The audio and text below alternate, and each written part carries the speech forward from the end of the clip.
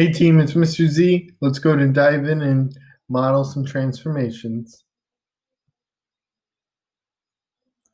All right, so the idea is that we're going to be transforming a couple of functions. So they gave us x to the third minus 2x is shown below, and we need to determine whether it's an even function or an odd function. And remember, basically the distinction is the following. We know even, and odd. So when it's even, it means that the end behavior is the same. When it's odd, it means the end behavior is the opposite of each other. So let's look at this guy. So end behavior. Let's look. I start at my origin, and I'm going to go ahead and look in the negative direction. I am going to go towards negative infinity. So I'm going to go ahead and scan. And the idea is you want to see if I went all the way over here, would my graph be above the x-axis or below? If you continued, it will be pointing below the x-axis, meaning that the output is going to be negative infinity. Let's look at it from the other way. As x is increasing in value, it's eventually going to reach infinity. Where will it be? As x approaches infinity, the output is above the x-axis, meaning that it's going to be positive infinity. Because their end behavior is opposite, we know it's going to be odd. This is how you get the 4. This is how you get the 4. You could also see that the highest degree is 3, which is an odd. Now, what we're going to do is we're going to go ahead and look at the test to see if it's a true odd. Right now, we're kind of in that category. An odd function means that the end behavior is the opposite. So let's go ahead and look at part B. Suppose that g of x is equal to 2 times the function. Use the given reference points to complete the table of values.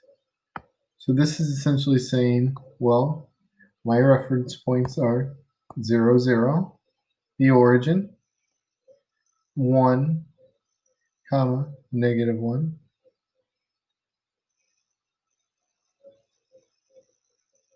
and then the last one is 2, comma, 4. So if I multiply the output times 2, remember team, 2 times g of x. Think of it like this. G of x is equal to 2 times f of x. We're going to be doubling it. So I know that this is going to be a stretch, and it's going to stretch what? What number is being changed? It's going to be the y value that's being changed. So I know that my coordinate is going to be, looks like this. It's going to be the y value stretched out. So all of these points are going to be multiplied by 2. So it's going to be 1, comma, negative 2, and 2, comma, 8. All I did was stretch it by 2. After I multiplied, I got these new points. Let me graph it. 0, 0, 1, negative 2. And then the last one is 2, comma, 8. You can see how it gets stretched a little bit. Likewise, let's do the same. We're going to multiply it by 1/2. Again, I'm multiplying the output by y. So the x is going to stay the same. Well, I'm going to take half of the y values. So it's going to be 0, 0, 1, negative 1/2, and then it's going to be 2, comma 2, because half of 4 is 2. Again, all I did was look at my outputs, and I took half. When I graph these points, 0, 0, 1, negative 1/2, and then 2, 2, you can see how it gets shrunk.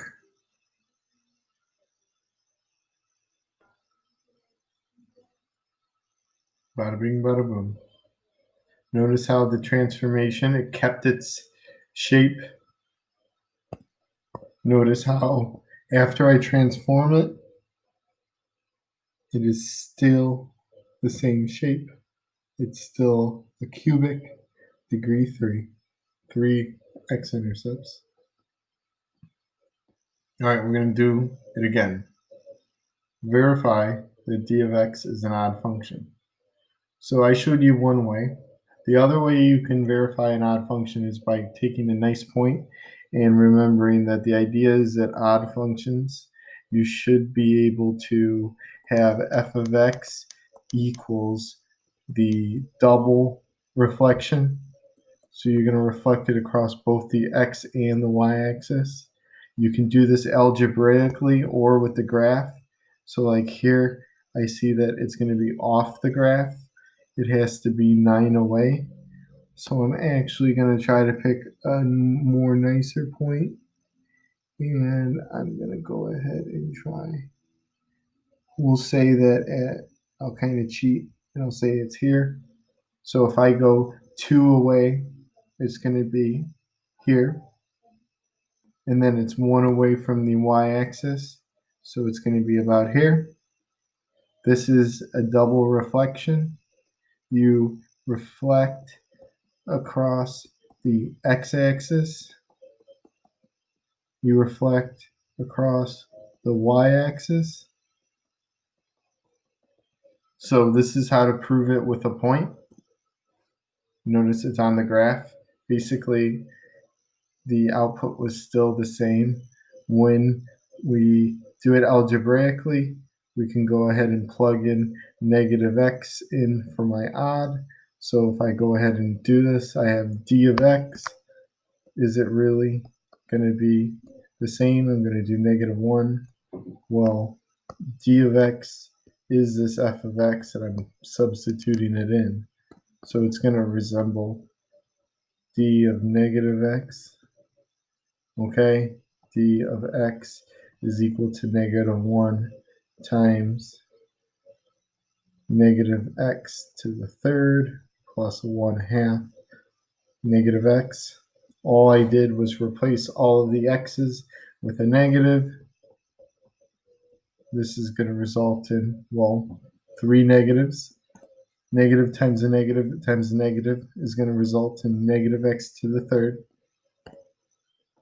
minus 1/2 x. I'm going to go ahead and distribute the negative. It's going to turn positive x cubed plus 1/2 x. Notice how it matches. It is indeed odd. This is algebraically doing the same thing we did here. To prove something is odd, it means that it's going to be a reflection across the x-axis and the y-axis. The function is indeed odd when you reflect both the x-axis and y-axis.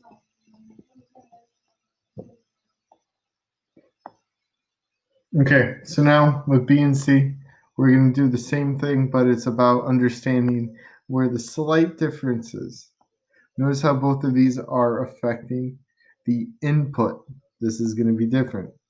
So what's going to change is that it's going to affect the x and not the y. Here it's going to affect the x coordinate and not the y. So it's going to be, well, double 0 is still 0, 0.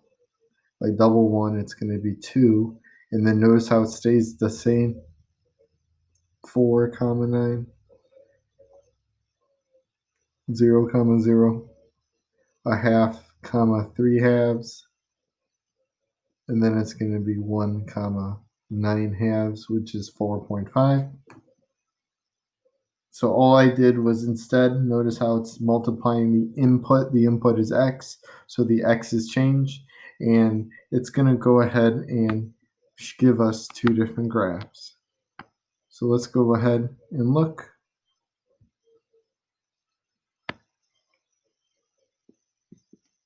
All right, so let's do B first. B is at 0, 0, bada bing, bada boom. Then it's at 2 and 3 halves. 3 halves is 1.5, so I know it's going to go ahead and be right between 1 and 2.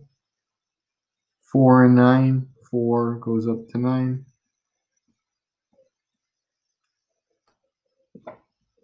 Okay, so then, voila.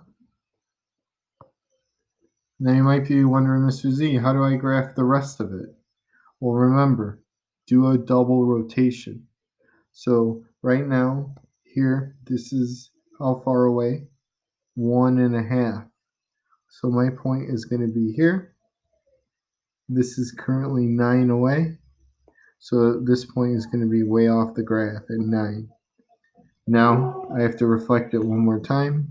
Notice how it's 1, 2 away. So I'm going to keep it on the same line. And it's going to be in the middle. And it's going to be like that. Okay, I look at my other point when I multiply by a half on the inside. So when I do that, it's still going to run through the middle, common trend. Now it's going to be at a half, and it's going to be 3 halves. So it's going to go ahead and be over here. And then the final one is going to be 2 and 9 halves. So you can see again how it got shrunk. Notice the big idea is transformations constrict. It's either a vertical constriction or a horizontal constriction. That's where that chart came in from before. Okay, so that's it for now. The idea is that kind of recall some of the behaviors from before. All of these rules, what we essentially did today is look at vertical dilations and horizontal dilations. That's what we were focusing on. I hope this helped, team. That's it for now. Ciao.